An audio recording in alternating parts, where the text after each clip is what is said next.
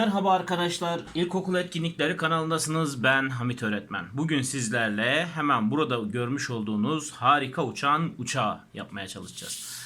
Bunun için iki çeşit kağıt kullanabiliriz. Bir tanesi el işi kağıdı, diğeri ise fon kartonu. Fon kartonuyla yaptığımız uçak biraz kalın olacağı için zor olabilir. O yüzden ben ilk uçağımı el işi kağıdıyla yapacağım. Ardından bir tane de fon kartonuyla yapacağım.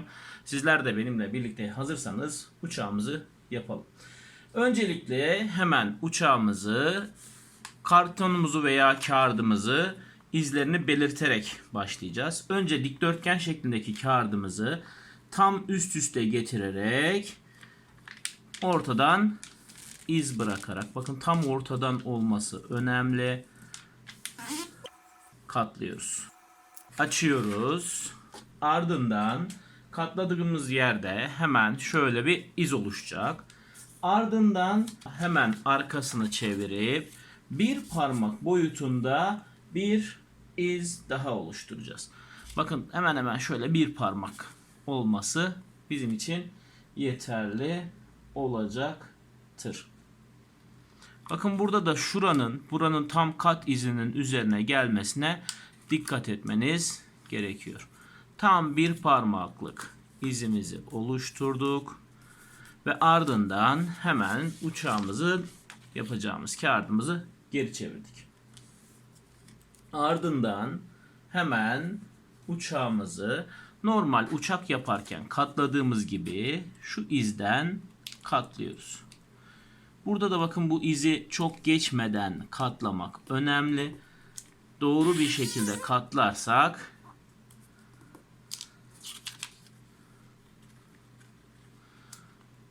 uçağımızın simetrisi ve dengesi güzel olur.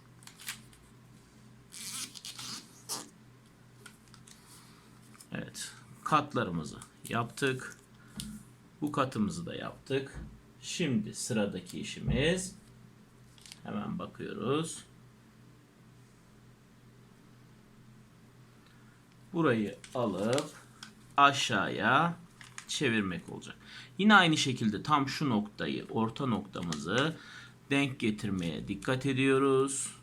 Kenarlarını güzelce ayarlıyoruz ve bir mektup zarfına benzer şekilde şeklimizi bırakıyoruz.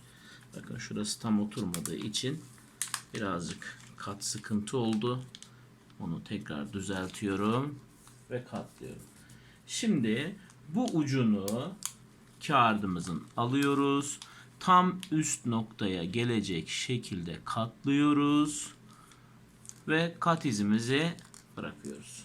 Ardından kağıdımızı çeviriyoruz ve burada katlamamızı yapıyoruz. Yine orta noktadan tutuyoruz.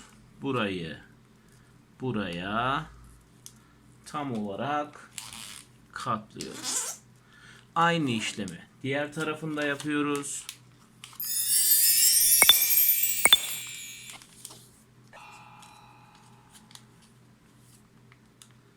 Aynı işlemi diğer tarafta da yapıyoruz.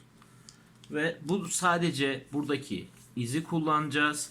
Kağıdımızı yan çeviriyoruz. Bu izden bu şekilde tam bu izin üzerinden bir katlama yapıyoruz.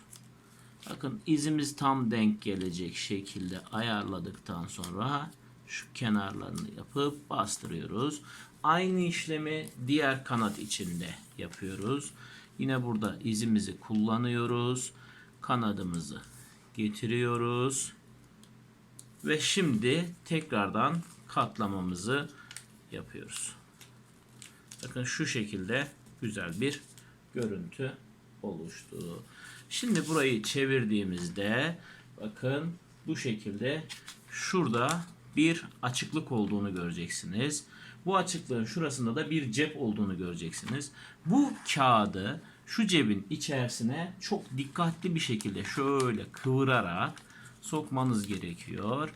Hemen şöyle kıvırıyorum. Dikkat edin yalnız. Bakın birazcık yana doğru çevirip o şekilde soktum ki kağıdım kaymasın ve burada üstteki kağıdımızı yırtmasın. Şimdi kağıdımız artık bu şekle geldi. Şimdi ne yapmamız gerekiyor? Hemen kağıdımızın bu kısmını çeviriyoruz. Ve burada katlamamızı yapacağız. Bakın burayı katlıyoruz. Artık hemen hemen kağıdımız uçağa dönüşüyor. Burada kanat izlerimizi bırakacağız. Kanat izimizi bırakırken iki kanadın aynı büyüklükte olması simetri açısından ve uçuş dengecesi açısından önemli. Buraya bir parmağımı koydum. Kanadımı istediğim ölçüde katladım. Bakın şu kanadın burasına getirerek de yapabilirsiniz. Bu simetri ölçüsü olur. Hemen bakın bu kanadın ölçüsünde katladım ben. Diğer kanadımı da aynı ölçüde katlayacağım. Diğer kanadımı da aynı şekilde tuttum. Bakın aynı yerden kendi üzerine ve şu kanatla aynı büyüklükte olacak şekilde katlıyorum. Evet, uçağımız hazır. Şöyle bir bakarsanız çok güzel görünümlü bir uçağımız oldu. Bu uçağın böyle daha estetik bir uçuşa sahip olabilmesi için şu kanatlarını şöyle hafiften yukarıya doğru kıvırıyorum ve uçağımız hazır. Hadi atış zamanı. Atışlarımızı yapalım ve uçağımızın nasıl uçtuğunu birlikte görelim. Aynı şekilde turuncu uçağımı da hazırlayacağım. Ardından uçuşlarını da yapıp buraya koyacağız.